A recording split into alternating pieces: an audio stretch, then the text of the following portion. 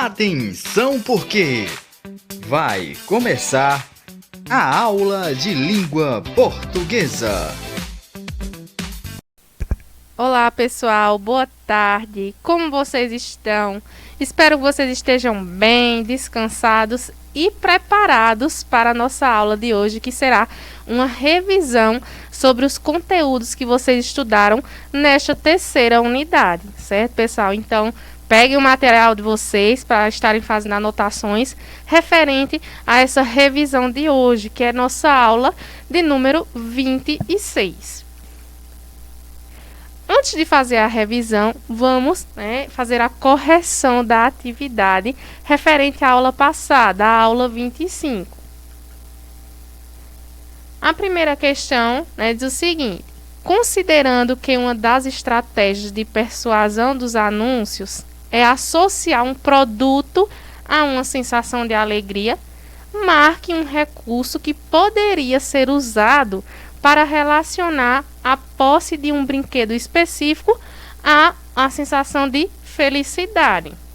A alternativa correta, como vocês podem acompanhar no slide, é a letra A, que diz que a foto de uma criança sorrindo com um brinquedo seria uma boa estratégia persuasiva que iria associar o brinquedo ao sentimento, a sensação, a emoção, que é a felicidade.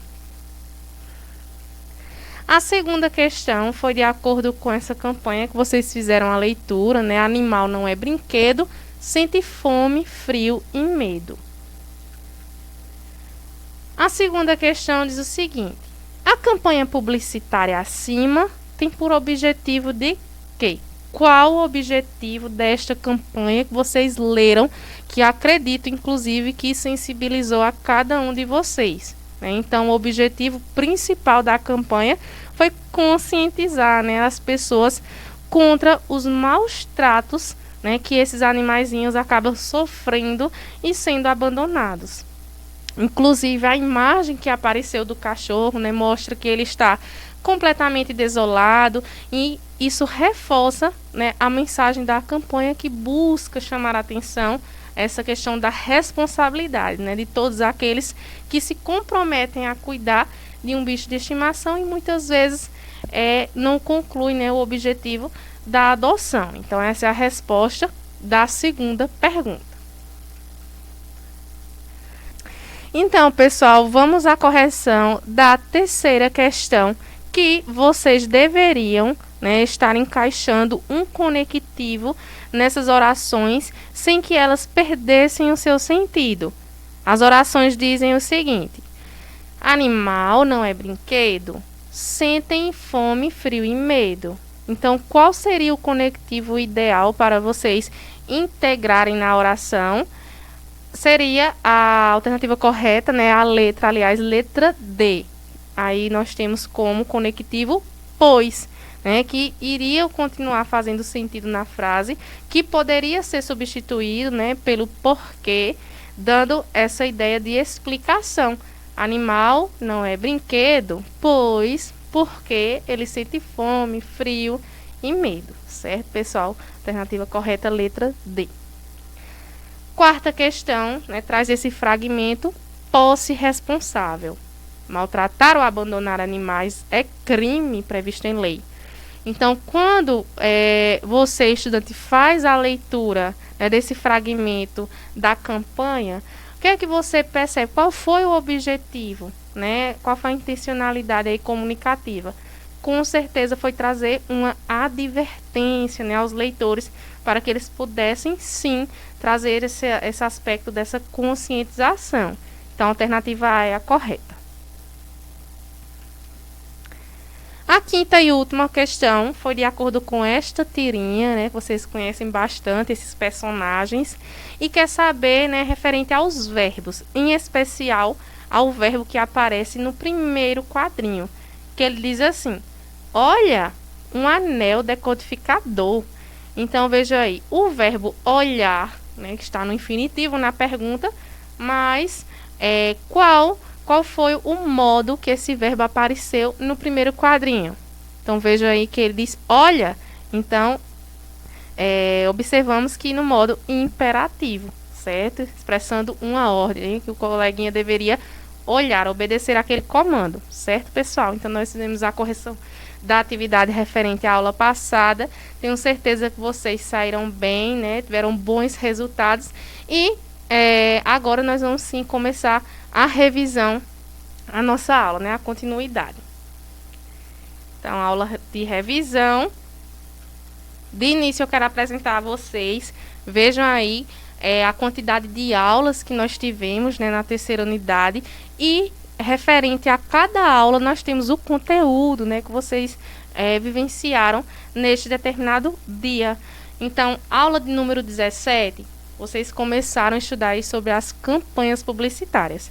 Inclusive, nessa terceira unidade, nós conversamos bastante, não foi, pessoal, sobre campanhas publicitárias, os anúncios, as propagandas, a persuasão que está presente não só nesses textos, né, esses textos argumentativos, mas também em vários outros, certo? Então, vocês viram campanhas publicitárias, textos publicitários, os argumentativos, os textos de divulgação científica, né, voltados à ciência.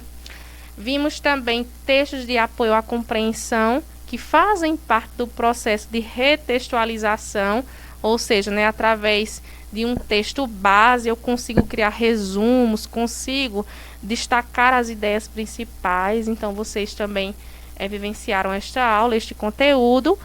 Na aula 22, né, vocês estudaram sobre textos literários. Nós vimos as diferenças que existem entre um texto literário e um texto não literário. Por que ele recebe esse nome? Vamos revisar hoje também. Vimos sobre campanha publicitária novamente, mas focando na questão da estrutura do texto, como formar um anúncio, uma campanha. Vimos um gênero aí literário, que foi o poema, né? Também revisamos sobre essa estratégia de persuasão em textos argumentativos. E, por fim, nossa aula revisão de hoje, certo? Então, aí vocês já observam que são todos os conteúdos que foram vivenciados e que vamos fazer a revisão de uma boa parte deles hoje para avaliação. Primeiro, né, eu gostaria que vocês relembrassem a diferença que há, certo, entre publicidade, propaganda, as campanhas publicitárias e a campanha comunitária, porque são termos que muitas vezes podem causar essa confusão. E foi uma das primeiras coisas que vocês viram nas aulas de campanhas, né, de anúncios, propagandas, foi essa diferença que existe nesse meio, certo? Primeiro, que a publicidade ela está voltada para fins comerciais. Então, publicidade, na maioria das vezes, vai envolver esse setor econômico, né? Então, vai sempre girar em torno da questão comercial. Já a propaganda, não, em sua maioria, elas buscam apenas divulgar uma ideia, um pensamento, né, uma causa, trazer essa conscientização e tentar que as pessoas mudem até mesmo suas atitudes a respeito de um tema, certo? Então, publicidade, né, elas visam atrair um consumidor, né, com esperança de venda, com esperança de consumo. Já a propaganda, ela busca uma adesão, né, à ideologia ou uma mudança de atitude, né, através dessas ideias, desses pensamentos. Então, primeiro, essa diferença é importante que vocês lembrem. E o texto de campanha comunitária, né, são feitos também com a intenção de incentivar a população a participar de uma causa que é de interesse a todos. Como, por exemplo, essa campanha sobre o lixo, né, que diz: o lixo é seu, faça coleta seletiva, condição para um mundo melhor. Então, o objetivo dessas campanhas comunitárias é incentivar que a população participe dessa causa, né, que é comum a todos, que vai trazer um benefício não só individual, mas de forma coletiva. A professora, e as campanhas publicitárias? Lembre, né? Nós vimos agora sobre a publicidade, que vai envolver fins comerciais. Então, logo, campanhas, né, publicitárias, a maioria delas irão ser voltadas também, né, para fins lucrativos. Sobre a estrutura desses textos, né, nós avaliamos esse anúncio que eu trouxe para vocês sobre o refresco Maratá, nós vimos que os anúncios, as campanhas, eles não seguem uma estrutura fixa, porém, né, há alguns elementos que geralmente estão sempre presentes, como o título, né, que são aquelas letras maiores, destacadas, que são atraentes, trazem uma linguagem conotativa, né, adjetivos. Outro elemento que se faz presente na estrutura desses anúncios são imagens. Então, eles irão retratar a imagem daquilo que está sendo anunciado. Ou, por exemplo, dessa campanha comunitária que nós vimos agora, vimos todo um desenho voltado para essa questão, né, do lixo. Então, vejam que a imagem está associada àquilo que está sendo proposto, né, aquele produto específico. Outro elemento que aparece, né, também com constância é a identificação da marca, né, do produto. Vocês estão lembrados que eu expliquei em aulas passadas que marca é diferente de slogan. A marca tem relação com o nome, né, da empresa que está expondo, né, aquele seu produto. Já o slogan é uma frase criada que pode ter relação, né, com esse produto, diretamente com ele. Certo? A famosa frase chiclete. O contato, né, muitos utilizam também, que é uma forma das pessoas estarem entrando em contato com aquela empresa, né, para adquirir muitas vezes o que está sendo anunciado. Então, a estrutura é simples, fácil de vocês lembrarem, com certeza. A persuasão se faz presente nos textos publicitários, certo? Nessas campanhas. Vocês já sabem que a persuasão, ela tem um objetivo de convencer, né? ela através desses elementos que nós vamos revisar agora, ela consegue, né, ter essa capacidade de, por meio de um texto escrito ou oral, fazer o outro adotar um novo comportamento, mudar a opinião que ele já tem definida. Então, a persuasão tende a fazer isso, certo? Lembrando que persuasão é diferente de argumentação, né? A argumentação é um discurso organizado, né? Você organiza suas ideias, o seu discurso, junta as suas opiniões aos fatos.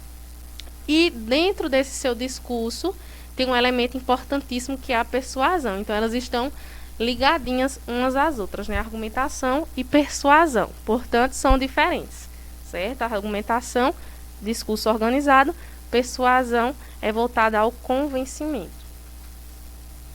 Então, há algumas estratégias, né, que são utilizadas.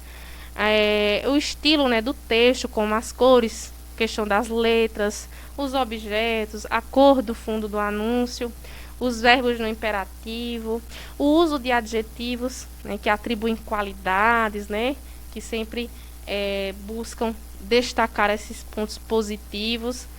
O uso do vocativo, né, se refere diretamente ao público. Utiliza uma linguagem simples, que seja acessível a todos. É criativo, traz humor, ironia, né, faz relação com outros textos que já existem. Usam rimas, né? Então, vejam que todos esses elementos, eles são persuasivos, né, dentro não só das campanhas, dos anúncios, mas de outros textos também. A argumentação, como eu comentei com vocês há pouco, é um discurso organizado que, através dele, todos nós desenvolvemos o nosso raciocínio, né, nossas ideias, aquilo que nós acreditamos, né, nosso ponto de vista a respeito de alguma coisa. Dentro da argumentação, nós buscamos, aliás, persuadir o outro, né, convencer, trazendo todo esse discurso de forma organizada.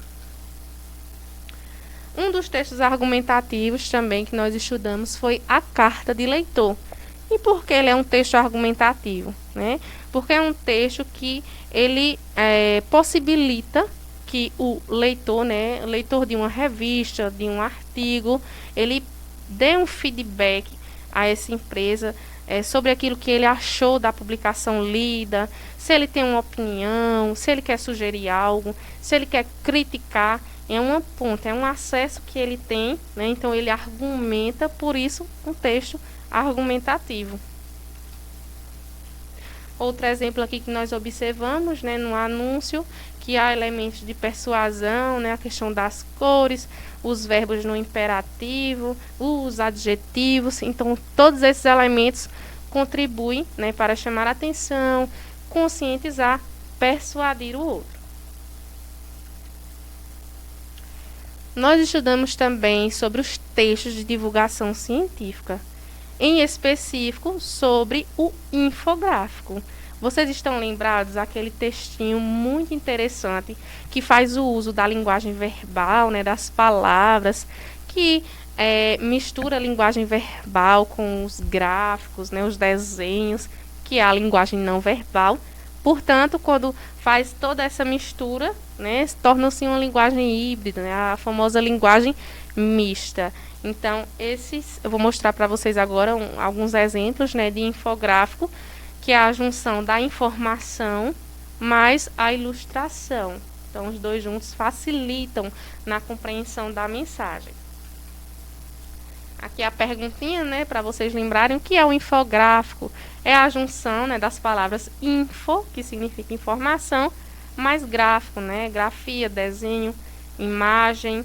Ou seja, um infográfico é um desenho ou imagem que, com o auxílio de um texto, explica ou informa sobre um assunto que não seria muito bem compreendido somente com o texto. Por isso que são textos de divulgação científica, né? Então são textos mais complexos, mas que através desse recurso, né, que esse texto que criaram, que ele é muito útil, traz essa melhor compreensão de um assunto que seria dificilmente compreendido só com o texto verbal. Então fizeram a mistura, né, com essas outras semioses, com essas imagens. Então nós temos aqui alguns exemplos de infográficos sobre o café, né, que nós lemos aqui em aulas passadas, e também a Covid-19. Então nós observamos no primeiro infográfico que ele traz fatos sobre o café, juntamente a gráficos, porcentagem, né, imagens, surgimento, né, qual foi o primeiro café que surgiu, qual a quantidade que é desenvolvida, então que envolve muitos números. Então, com a ajuda desse infográfico, com certeza o conhecimento fixará de uma melhor forma possível, né, que seja mais compreensível. Mesmo acontece no infográfico ao lado, que traz informações sobre o novo coronavírus, né, dizendo o que é esse vírus, como ele é transmitido, os sintomas e o grupo de risco. Agora imagine só se fôssemos ler essas informações todas em forma de texto, né, em texto na modalidade verbal, né? Então seria um texto que precisaria de uma atenção maior para ser compreendido, certo? Outro assunto que vocês estudaram foi sobre os textos literários. Nós vimos a beleza que há nesses tipos textuais, como eles tratam nessa questão do eu lírico, dos sentimentos, das emoções, quais são os recursos que eles utilizam para deixar esses textos esteticamente tão belos, certo? Então, texto literário, nós observamos a presença, né, que ele é focado na questão de emocionar, né, ele busca emocionar, sensibilizar, tem a presença da ficção, né, no mundo ficcional, onde tudo é real, onde tudo pode acontecer, traz essa linguagem poética, utiliza uma linguagem conotativa, né, aquela linguagem figurada que pode ter mais de um sentido, né, dependendo do contexto que ela está inserida, e que a linguagem poética ela é focada no subjetivo, né, aquele que é individual, principalmente do eu lírico, né, que está criando aquele determinado texto literário. E que o objetivo desses textos, né, em sua maioria, são de entreter o leitor, diferentemente do texto não literário. Então, nós temos aí um quadrinho mostrando a diferença desses dois tipos de texto, né? O texto literário que vai focar nos sentimentos, né, vai trazer uma visão de mundo, né, do emissor. Já o não literário, que tem como objetivo apenas compartilhar informações, né, expondo uma visão geral de um assunto. O texto literário traz uma linguagem subjetiva, individual. Já o texto não literário, ele é objetivo, ele valoriza a coerência, a clareza, né? Não mostra essa duplicidade de sentidos, é muito direto e tem um significado único. Já o literário, ele tem uma plurissignificação, ou seja, vai depender do contexto.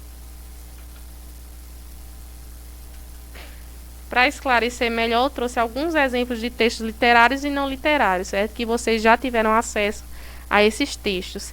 Então, como textos literários, né, que há essa presença da expressividade, do subjetivismo, daquilo que é subjetivo. Então, nós observamos a presença nas narrativas, como romances, né, os contos, as fábulas, crônicas, lendas e biografias. Também observamos nos poemas, né, que são textos formados por versos, com ou sem rima, são textos literários. Na dramaturgia, né, as peças de teatro, os roteiros dos filmes, as novelas, séries, né, e assim por diante. E os textos não literários, que buscam apenas informar, né, trazer uma informação de uma maneira clara, para que o leitor ele não fique com dúvidas a respeito daquilo que ele leu, que ele compreenda bem. Então, nós temos livros didáticos, bulas, né, quando você compra um medicamento que vem toda aquela explicação, né, de uma forma a não deixar várias interpretações, um certificado, um boletim escolar ou informativo, comunicados. Então, vejam que são textos que buscam apenas informar, né, de uma maneira mais objetiva possível, certo, pessoal? Então, essa é a grande diferença entre o texto literário e o não literário. Nós vimos também, contemplamos, esta é uma das últimas aulas, né, que vocês vivenciaram sobre o gênero textual poema, né, o poema em verso livre, em forma fixa. Nós vimos que um poema é um gênero textual que pertence ao gênero lírico da literatura. Lírico porque ele vai trazer toda essa questão da expressividade, né, portanto, já observamos que é um texto literário, que há a questão do sentimento, das emoções, do pensamento por parte do emissor.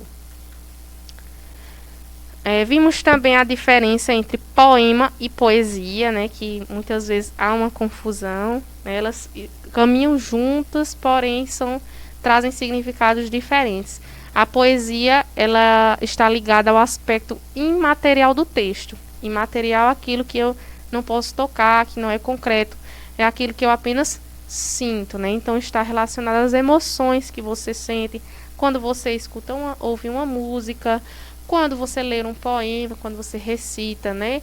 Então, seja em qual for o meio, a arte que causa em você essas sensações, é a poesia, né, que está presente ali.